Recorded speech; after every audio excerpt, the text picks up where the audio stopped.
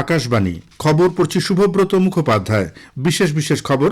প্রধানমন্ত্রী নরেন্দ্র মোদী আজ অসমের নামরূপে একটি অ্যামোনিয়া ইউরিয়া সার প্রকল্পের ভূমিপুজো করবেন।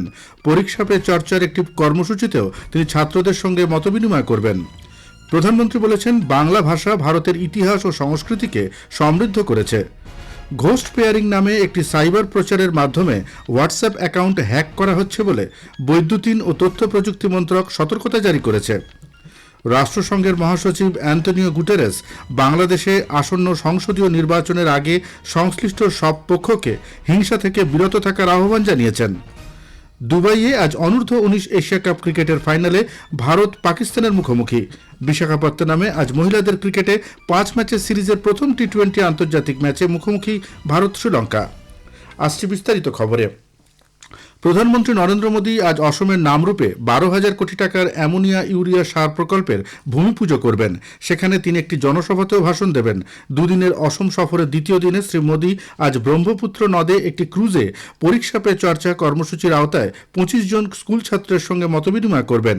পরে প্রধানমন্ত্রী গুয়াহাটির পশ্চিম বোরাগাঁওয়ে অসম আন্দোলনের 860 জন শহীদের স্মরণে নবনির্মিত শহীদ স্মারকক্ষেত্র পরিদর্শন করবেন। গতকাল প্রধানমন্ত্রী গুয়াহাটির লোকপ্রিয় গোপীনাথ বরদলৈ আন্তর্জাতিক বিমানবন্দরে অত্যাধুনিক নতুন টার্মিনাল ভবন উদ্বোধন করেন। তিনি বিমানবন্দরে অসমের প্রাক্তন মুখ্যমন্ত্রী গোপীনাথ বরদলৈয়ের মূর্তিও উন্মোচন করেন। প্রায় 1,40,000 বর্গমিটার এলাকা জুড়ে বিস্তৃত এই নতুন টার্মিনাল ভবনটি বছরে 1,30,00,000 যাত্রী চলাচলের সুবিধা দিতে সক্ষম। নতুন টার্মিনাল ভবনের বাইরে একটি বিশাল জনসভায় ভাষণ দিতে গিয়ে শ্রী মোদী বলেন, কেন্দ্রীয় সরকার অসমের উন্নয়নে প্রতিশ্রুতিবদ্ধ। তিনি বলেন, গত 11 বছরে রাজ্যে বেশ কয়েকটি মেগা ঐতিহাসিক পরিকাঠামো প্রকল্প শুরু ও সম্পন্ন করা হয়েছে। हमने एक्ट ईस्ट पॉलिसी के जरिए पूर्वोत्तर को प्राथमिकता दी और आज हम असम को भारत के ईस्टर्न गेटवे के रूप में उभरता देख रहे हैं। असम भारत को आसियान देशों से जोड़ने के लिए ब्रिज की भूमिका निभा रहा है। ये शुरुआत अभी बहुत आगे तक जाएगी और असम कई क्षेत्रों में विकसित भारत का इंजन बनेगा। পশ্চিমবঙ্গের নদিয়ায় প্রধানমন্ত্রী নরেন্দ্র মোদীর ভার্চুয়াল উপস্থিতিতে গতকাল 3,200 কোটি টাকার দুটি সড়ক প্রকল্পের উদ্বোধন ও শিলান্যাস করেন রাজ্যপাল সিভি আনন্দ বোস। নদিয়ার তাহেরপুরে গতকাল ভার্চুয়াল মাধ্যমে বিজেপির পরিবর্তন সংকল্প সভায় বক্তব্য রাখেন শ্রী মোদী। প্রধানমন্ত্রী বলেন, নতুন সড়কপথ নির্মাণের ফলে কলকাতা থেকে শিলিগুড়ি পৌঁছতে 2 ঘন্টা সময় কম লাগবে। তিনি আরও বলেন, অনুপ্রবেশকারীদের রক্ষা করতেই তৃণমূল কংগ্রেস এসআইআর এর বিরোধিতা করছে। যে অনুপ্রবেশকারীরা পশ্চিমবঙ্গ দখল করতে চায় তারাই তৃণমূল কংগ্রেস অত্যধিক প্রিয় বলে প্রধানমন্ত্রী মন্তব্য করেন। বিজেপির বিরোধিতা করতে গিয়ে রাজ্যের শাসক দল উন্নয়নে বাধা দিচ্ছে বলে অভিযোগ করেন তিনি।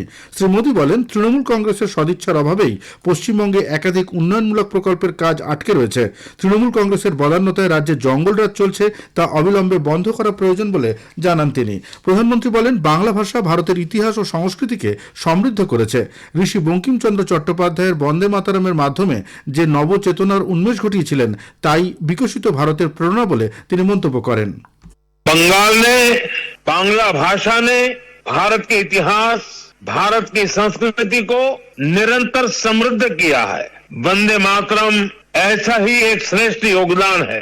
पश्चिम बंगाल की ये धरती वंदे मातरम के अमर गान की भूमि है। इस धरती ने बंकिम बाबू जैसा महान ऋषि देश को दिया। ऋषि बंकिम बाबू ने गुलाम भारत में वंदे मातरम के जरिए नई चेतना पैदा की।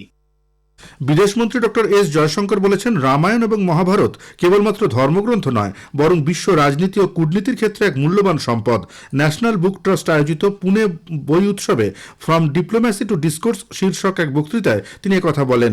পশ্চিমী ধ্যান ধারণা থেকে মুক্ত হয়ে দেশের নিজস্ব সভ্যতা ও সাংস্কৃতিক চেতনাই ভারতের বিদেশ নীতির ভিত্তি হওয়া উচিত বলে তিনি উল্লেখ করেন। ভারতের প্রধান বিচারপতি সূর্যকান্ত বলেছেন, প্রতিটি সাংবিধানিক প্রতিষ্ঠানকে সংবিধানের চেতনায় কাজ করতে হবে, যাতে বিচার ব্যবস্থার সকল প্রক্রিয়া এবং আদালতের সিদ্ধান্ত নাগরিকদের কাছে তাদের নিজেদের ভাষায় পৌঁছে দেওয়া যায়। উত্তরপ্রদেশের ইটাওয়ায় হিন্দি সেবানিধি ট্রাস্টের 33তম বার্ষিক অনুষ্ঠানে তিনি বলেন, ভাষা সম্পর্কিত সংবিধানের বিধিগুলি সারা দেশে কার্যকর করা হবে। সুপ্রিম কোর্টের রায় এখন 16টি ভাষায় অনুবাদ করা হচ্ছে এবং দেশের যে কোনো নাগরিক তার রাজ্যের ভাষায় অনুমোদিত কপি পড়তে পারেন বলে তা নিশ্চিত করা উচিত। ঘোস্ট পেয়ারিং নামে একটি সাইবার প্রচারের মাধ্যমে হোয়াটসঅ্যাপ অ্যাকাউন্ট হ্যাক করা হচ্ছে বলে বৈদ্যুতিন ও তথ্য প্রযুক্তি মন্ত্রক সতর্কতা জারি করেছে।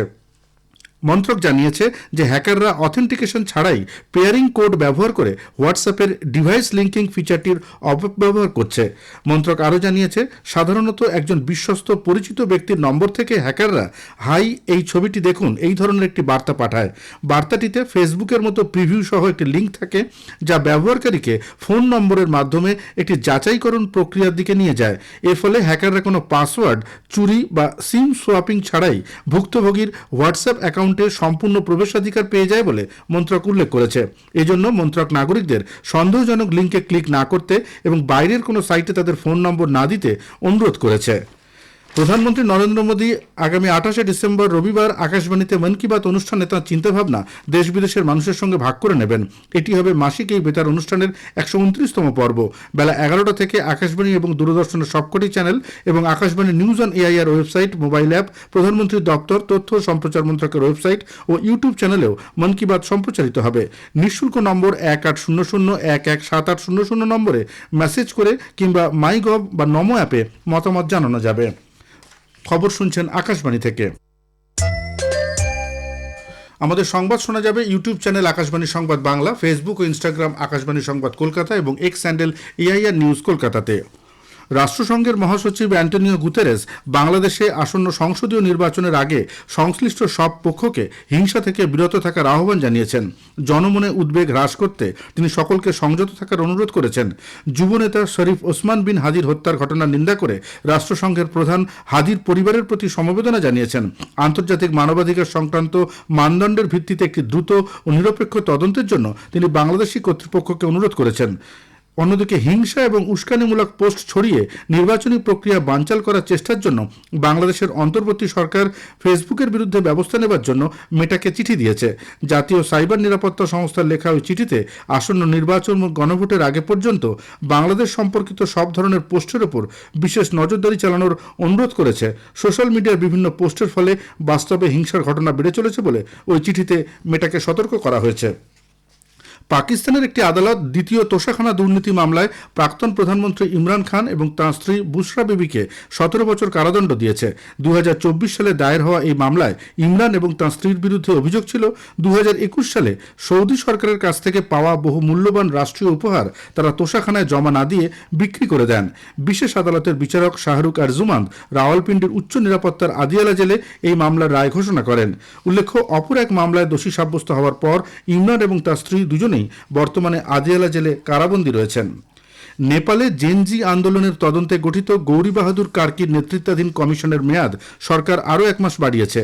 কমিশন নির্ধারিত সময়ের মধ্যে জবানবন্দি গ্রহণ এবং প্রতিবেদন তৈরির মতো গুরুত্বপূর্ণ কাজগুলি সম্পন্ন করতে তাদের অপারগতার কথা জানানোর পর মন্ত্রিসভা মেয়াদ বাড়ানোর সিদ্ধান্ত নেয়। 24শে ডিসেম্বর কমিশনের মেয়াদ শেষ হওয়ার কথা ছিল। ভারত মায়ানমারকে 3টি কুইক ইম্প্যাক্ট প্রকল্প হস্তান্তর করেছে। এই প্রকল্পগুলি মায়ানমারের মান্দালয় অঞ্চলের জনগণের আর্থসামাজিক ক্ষেত্রে ইতিবাচক প্রভাব ফেলবে। এই প্রকল্পের আওতায় মান্দালয় অমরপুরায় সান্ডার উইভিং অ্যান্ড ভোকেশনাল ইনস্টিটিউটে ভারতের তৈরি একটি আধুনিক প্রযুক্তির তাঁতযন্ত্র স্থাপন করা হয়েছে। আজ বিশ্ব ধ্যান দিবস। গত বছর রাষ্ট্রসংঘের সাধারণ পরিষদ 21শে ডিসেম্বরকে বিশ্ব ধ্যান দিবস হিসেবে ঘোষণা করার পর এবছর দ্বিতীয়বার এটি পালিত হচ্ছে। সূর্যের উত্তরায়ণের সঙ্গে মিল রেখে এই তারিখটি বেছে নেওয়া হয়েছিল, যা আত্মদর্শন এবং অভ্যন্তরীণ শান্তির প্রতীক। দুবাইয়ের আইসিসি ক্রিকেট একাডেমি গ্রাউন্ডে আজ অনূর্ধ্ব-19 এশিয়া কাপ ক্রিকেটের ফাইনালে ভারত চিরপ্রতিদ্বন্দ্বী পাকিস্তানের মুখোমুখি হবে। খেলা শুরু হবে ভারতীয় সময় সকাল 10:30টায়। বিশাখাপত্তনমে আজ মহিলাদের ক্রিকেটে 5 ম্যাচের সিরিজের প্রথম টি20 আন্তর্জাতিক ম্যাচে ভারত শ্রীলঙ্কার মুখোমুখি হবে। ম্যাচ শুরু সন্ধ্যা 7টায়। হরমনপ্রীত কৌরের নেতৃত্বে ভারত তাদের মহিলা টি20 বিশ্বকাপের প্রস্তুতির অংশ হিসেবে শ্রীলঙ্কার বিপক্ষে 5টি টি20 ম্যাচ খেলবে। শেষ করার আগে খবরের বিশেষ কিছু অংশ আরও একবার। প্রধানমন্ত্রী নরেন্দ্র মোদী আজ অসমের নামরূপে একটি অ্যামোনিয়া ইউরিয়া সার প্রকল্পের ভূমিপুজো করবেন। পরীক্ষা পে চর্চার একটি কর্মসূচিতেও তিনি ছাত্রদের সঙ্গে মতবিনিময় করবেন। প্রধানমন্ত্রী বলেছেন, বাংলা ভাষা ভারতের ইতিহাস ও সংস্কৃতিকে সমৃদ্ধ করেছে। ঘোস্ট পেয়ারিং নামে একটি সাইবার প্রচারের মাধ্যমে হোয়াটসঅ্যাপ অ্যাকাউন্ট হ্যাক করা হচ্ছে বলে বৈদ্যুতিন ও তথ্য প্রযুক্তি মন্ত্রক সতর্কতা জারি করেছে। দুবাইয়ে আজ অনূর্ধ্ব-19 এশিয়া কাপ ক্রিকেটের ফাইনালে ভারত পাকিস্তানের মুখোমুখি হবে। খবর শেষ হলো। এরপর শুনুন স্থানীয় সংবাদ।